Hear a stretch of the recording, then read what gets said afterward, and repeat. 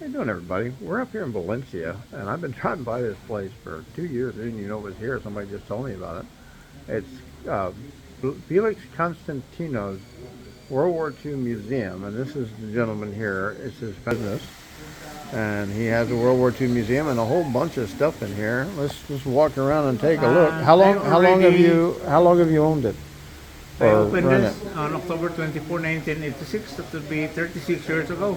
36 When years. I turned over to Japan, the first 17 Japanese soldiers remains. Oh, where did Yes, you find I those? already turned over to Japan 32 of them. Oh, where did you find the first remains? This happened to be the last stand of the Japanese, the last battlefield for the Second World War. Oh, where was this? That is MacArthur signing the instrument of surrender on Oh, September okay. 2, 1945. And after signing the instrument of surrender, he had a short speech. And he said, "It is my earnest hope, and indeed the hope for all of mankind, that after this solemn occasion, a better world shall arise out of the blood and carnage of the past. A world based on faith and understanding. A world dedicated to the dignity of a man and of his most cherished wish for freedom, tolerance, and justice." You could use that speech in America right now. But And that is September 2, 1945. okay, The Japanese assigned here, they surrendered September 22. They continued fighting where for 20 where more on the days. island did you find the remains, the first remains? The Americans were calling the battle here as Battle of the Ridges. Because in basic military training, we are always told to occupy high ground to have an advantage. And the Japanese was really doing that. All the ridges were occupied by the Japanese. If Oh. you're on top of the ridge, you can throw your grenade further down. Oh yeah. When you're down there, when you throw your grenade, it will return to you to kill you. Oh. But even that's where you found them, up on top of the ridges. Oh, Yes. okay. Well, let me All of wander them were around staying here. on top of the ridge. Yeah, well, I'm going to wander around here and see what all we got. Yes, sir. Seems to be a lot of interesting stuff. It's okay. Let me get a little wider view here, guys. Donations to come in the museum. A donation, and there's a Jeep. It is an original World War II Jeep. These are different items that, that glare. Can't see it. There's a bunch of different bullets there. I don't know how well you can see that.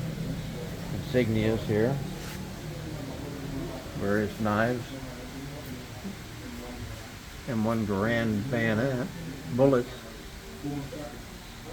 And an old violin. I don't know why he has that in there. Various gear. Even flatware, I guess, from. And there's a bunch of dog tags. I don't know whether you can see that well. There's various dog tags and belt buckles up here. And this is all kitchenware. Different things that he's found around the island. There's more bullets.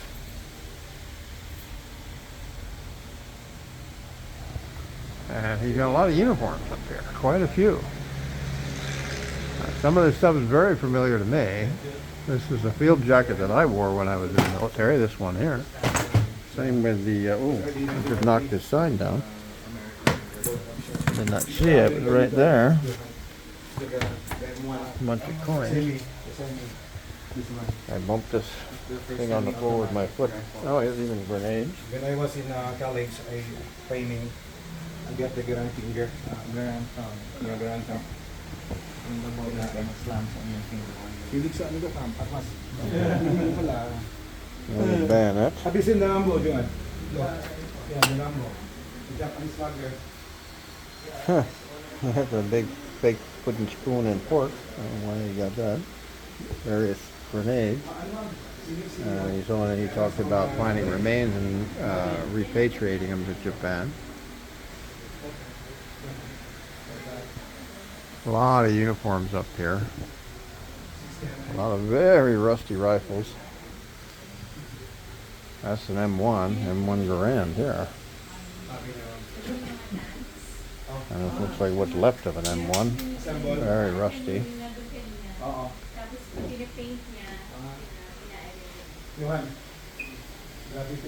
Except for the color, that looks like the uniform I wore when I was in. The color is different.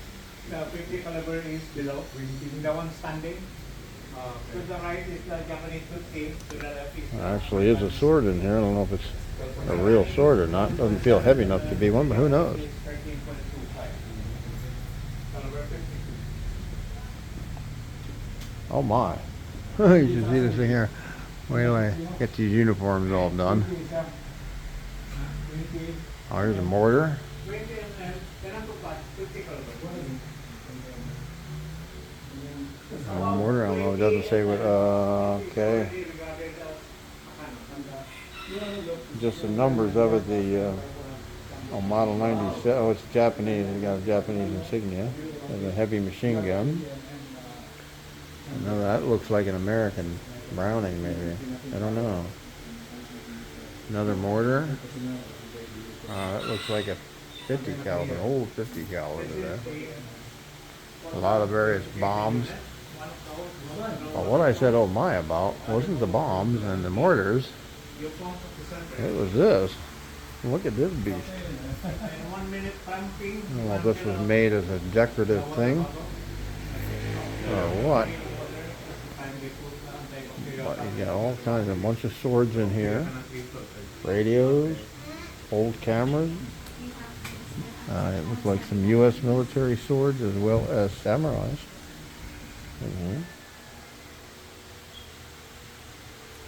There's a very fancy one here, fancy handle. It's a shame a lot of the extremely valuable samurai swords were lost during World War II. Right in Japan, they were modified in length, which the markings for the sword were marked under the handle. And the simple way to shorten them, it was a rule they couldn't have a sword over a certain length. And they were required to shorten their swords. And it actually removed the original maker's marks and destroying the value of the sword. It could be swords that would be worth millions that could be sitting in somebody's closet from your grandpapa. But because the maker's marks aren't there, you can't identify them. These are all grenades up here.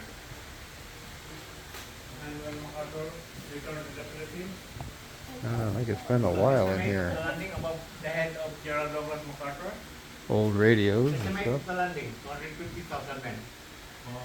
The very first column, the voice of freedom. You can read the fourth stanza. An old sewing machine, Where MacArthur mortars. said, this is the voice of freedom. General MacArthur speaking. People of the Philippines, I have returned. By the grace of God, There is just so much in here. It's actually quite organized compared to most like Filipino stores. we have come dedicated and committed to the task of destroying every vestige of enemy control over your daily lives and of restoring upon a foundation. Oh my God, I actually have one of these. I shipped, believe it or not. I actually have that. I have not all of it. I have pieces of it. It just happened to be something I could stick in my Malambaya, and I just had it and I threw it in there. I don't know what I was ever going to do with it other than hang it on a wall. It's an old scale that my mother had. And there was room for it to go in one of the boxes where I had some other long items, and the weight didn't matter, so I just threw it the hell in there.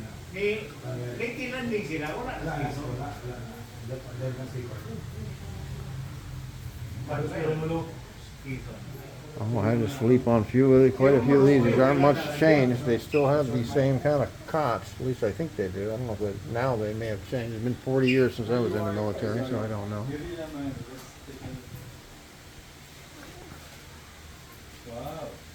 You've got plates and different things, helmets, gas masks. 21. You got all sorts of stuff here. 1937. Almost needs a bigger building. Various lanterns, kerosene lanterns. Oh, yeah, this was around in World War II. Oh my, it's got something going on here. Like a wooden sword or something. That is the replica of Spartacus Gladius. Oh yeah. You pull it out.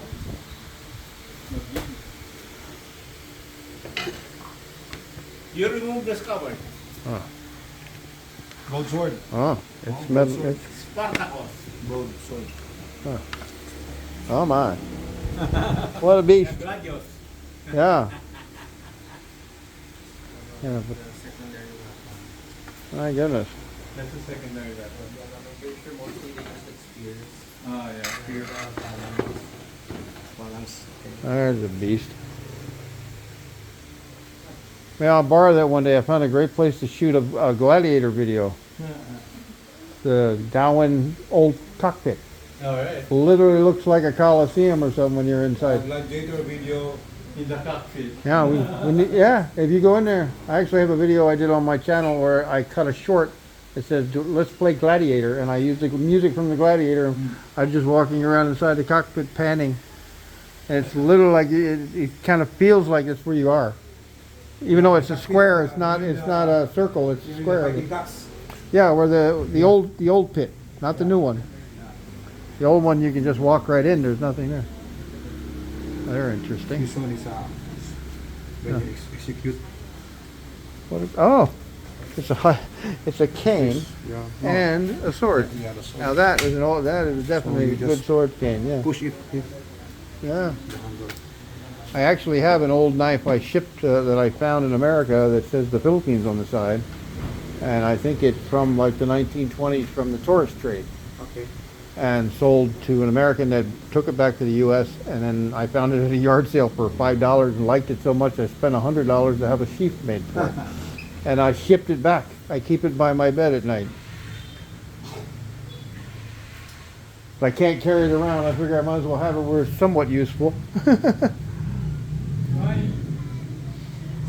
got all sorts of stuff here.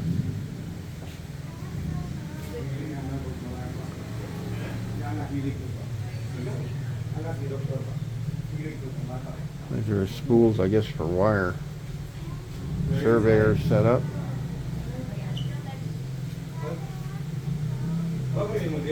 Like a lot of this stuff is not necessarily World War II, but U.S. military while we were here. There's a mess kit. That looks like a mess kit for Boy Scouts that I had as a kid. We didn't get a mess kit when I was in. We had basically a cup underneath the canteen. Whoop. I'm sorry. That's okay. The Americans, they like bombing, diba? So just then, and the British were nighttime bombing using the Halifax and the Lancaster. And a variety of different B-17. tools and B-17, no? Fortress. trenching tools, drills, hand drills. The end of the war. Now that it's stopped raining for a moment, and there's even a big bomb out here. Well, let's look over here. He actually does have an original World War II Jeep out here.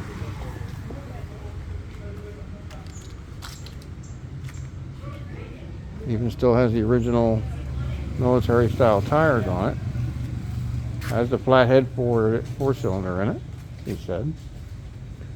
And this is before they moved the gas cap. They moved the gas cap from here out to here later. Has I don't know, you got stuff hanging on it. Jerry can here on the back. Got the handles here for helping get it unstuck when it gets stuck. Has the fold-out windshield, which I'm actually looking for one of these windshield frames right now for a project I want to do.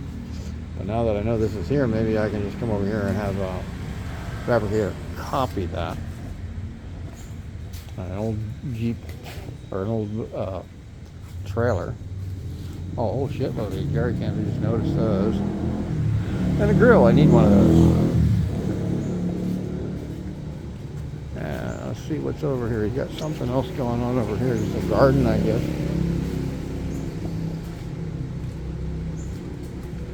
Yeah, there's more up here.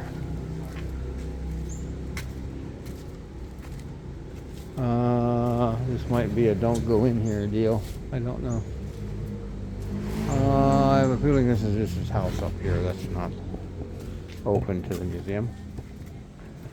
And let me take you out to the street here so you can find this place. It's not that hard to find. There's a sign out front.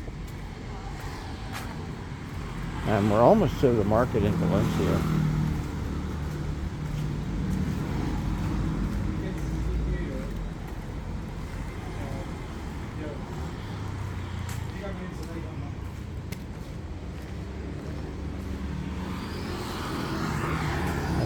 Sorry, store right out front. And here's the sign for it. And where we are, this is the sorry store. Well, this is the road up from Hypermart and Dumaguete up to Valencia. Valencia is, or we're in Valencia, but I mean the Valencia market is behind me. And can't really see here. But you see that blue wall up there? That is the bottom side of the market, of the grounds of the market. And you go up past that, and there's one more road goes through the middle, right below the where everybody sets up their stuff, and then a third road beyond that that goes across where the church is and surrounds the whole thing. Basically, that whole center section right up there is where the Valencia market and stuff goes on. Well, there you go. There, I'm bad with names.